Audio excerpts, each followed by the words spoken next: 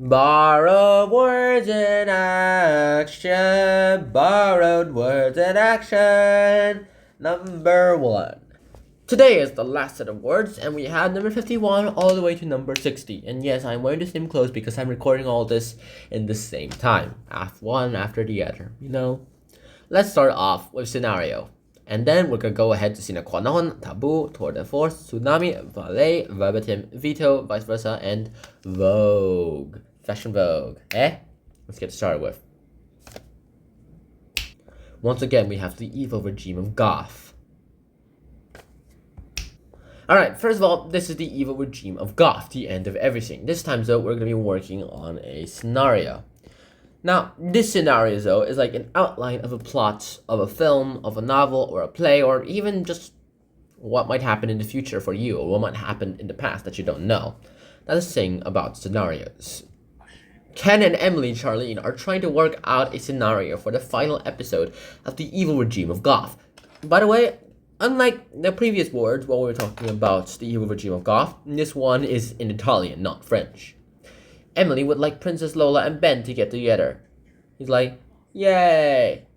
Charlene would like something much darker. She wants a worst case scenario in which Om Nilat wins and forces Princess Lola to marry him. Ken doesn't like either of those two scenarios. He thinks Om and Ben should both die in the final fight. A lot of coffee will be drunk before the plot of this film is sorted out. I am your son. No! Yeah. Shouldn't it be I am your father? It feels like I am your father makes a lot more sense. Alright. Next up, we have sine qua non. Now, sine qua non means without which not, which is Latin. It's like an essential condition for something, without which you cannot have this. You can't have this without the other. That's what a sine qua non is. Got it? Good. And, by the way, this is Latin. What is the most important thing for a good party? Some people reckon it's plenty to drink. Some people think it's having delicious food. Other people believe you can't have a good party without the right kind of music. But in my opinion, the sine qua non of a good party is lots of nice, friendly people who want to have a good time together. That is the essentially what a party is. So I'm not a party goer, so I have absolutely no idea what these guys are. I'm very inexperienced in the world of partying, okay? If I go to a party, I'm gonna be very awkward because I have absolutely no idea who the hell everyone is. Let's start off with taboo. Now, taboo is a ban on something, and you might think, this isn't Latin, this isn't French, this isn't Greek, this isn't even Italian, nor is it Japanese. This is Tongan. Tongan! Now, Tongan, here is like a little country in Polynesia. It's like a little country in Polynesia. It's somewhere near New Zealand, and it's in Oceania. It's like above Australia. Got it? Good. Everyone is getting ready for the World Cup. Everyone, that is, except for the people at number 46 Orchard Road. They're Scottish, apparently. They're not English. Mrs. Twist thinks football is a silly game. It's called soccer. Her daughter thinks the same. Mr. Twist loves cricket. Number 46 Orchard Road is a football-free zone. When you mention a football, it is absolutely taboo. Wait, why are they shirtless? Why is he shirtless? Why is everyone shirtless? Alright, next up, we have tour de force. Now, tour de force pretty much means creation or a performance that shows exceptional skill and balance. Now, this is French. You have exceptional skill or something like all that. You have to have exceptional skill, so the first movement was played very fast. The second movement was played even faster. Normally, though, the second movement is played really slow. The third movement was played so fast, now, this is true, that it demanded an absolute tour de force performance from the young soloist. How am I going to do this? Did he just grow 2 extra arms? Is he 4 arms now? Now all he has to do is grow 2 extra eyes, and he's become 4 arms. A Tetraman. That's about it. Alright, next up we have tsunami. Now, a tsunami. Tsunami is like a giant sea wave that's caused by an earthquake. And this is from the word Japanese. So the Japanese call it tsunami. I butchered that up, didn't I? Of course I butchered that up. I'm not a Japanese person, so I do want to learn Japanese. Now, tsunami here is like a giant sea wave that's caused by an earthquake. And it really does wreck a lot of places. This is our best new game. We pretend to be sailors. People say we shouldn't play here as it is too dangerous. But where can we play since the tsunami? Alright, next up we have valet. James is training to be a valet. He is learning to walk in a dignified way.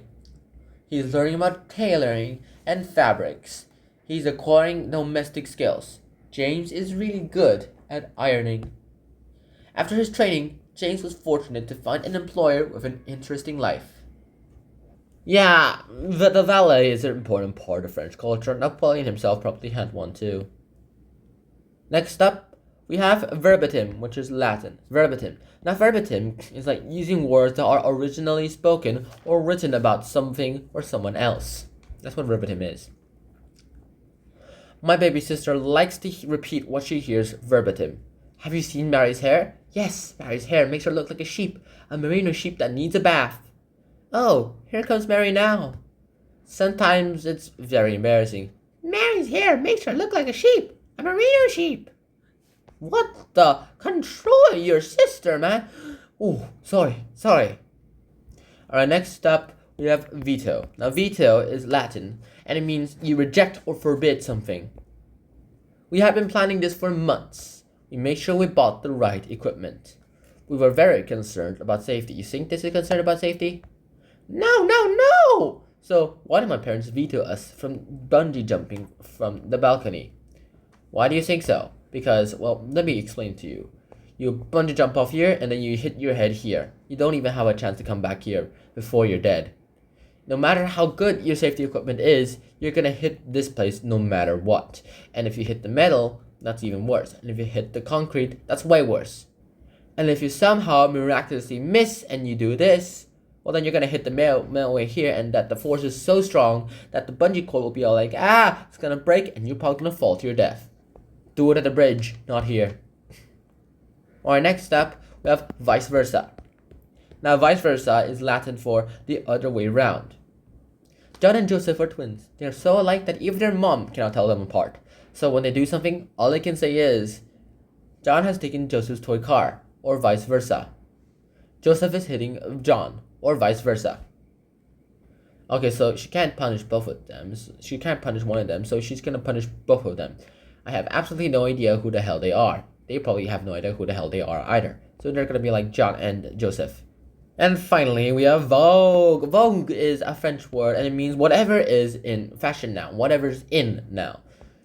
If ever the Vogue is for wild-looking hair, and for old denim jackets with paint on them, and a very long shorts are ever in vogue again, George will be the most fashionable person on top. This guy is very fashionable. I want to look like him. And that's it. I really hope you guys enjoyed this episode of Hunter and Sean, and I hope until next time, Shihana, peace, and bye-bye. And FYI, we have borrowed words in action, number 2. This will be the next time while doing it, and yeah, this is unfortunately the last borrowed words in action. So bye-bye.